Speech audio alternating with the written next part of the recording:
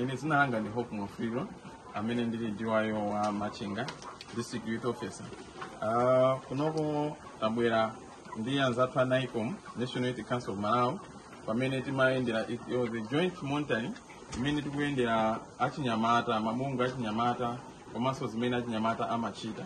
Ndi kuno kunampeya kumene tapeza afoyone achinyamata akuno mwaona munokha zimene akuchita kuita nkhuku, akuchita zinthu zambiri. So I'm much impressed with the effort imene akuchita achinyamata. Panopa achinyamata ambiri akudandala ntchito zikusowa, koma iwo anapangana mobilize over 52 achinyamata amene ali kuno. Anayamba ulimi wa mpunga, kena kuaganiza kuti tipange expand ndalama ija kusonkha kugula nkhuku zimenezi. Amatenga kumene mazira matray amazira okwana 10 pa siku. Muthu akuona kuti ndi ntchito yayikulu imene akutani akugwira. Komanso atapanga zimenezo anaonjeranso makola ena. Panopa ndi makola over 4 imene nkhuku zimene zilimo ali ndi nkhuku over 1,500. It's not mere achievement. So mene ndaonera kufuna kuti tiwathandizire magawo ena ndi ena.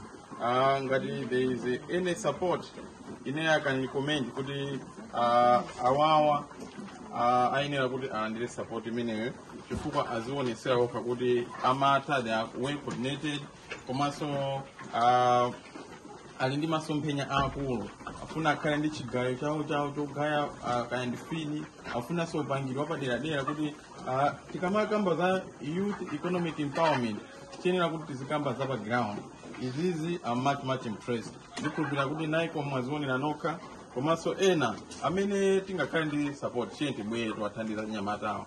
Tikamakamba za 2063 tizikamba zimene tikuziona kuti achinyamata awa apite tsogolo nalembanso anzawo ntchito, komanso sangakhalenso chimozimozi chifukwa dziko la Malawi likhala kutukuka chifukwa cha iwowo.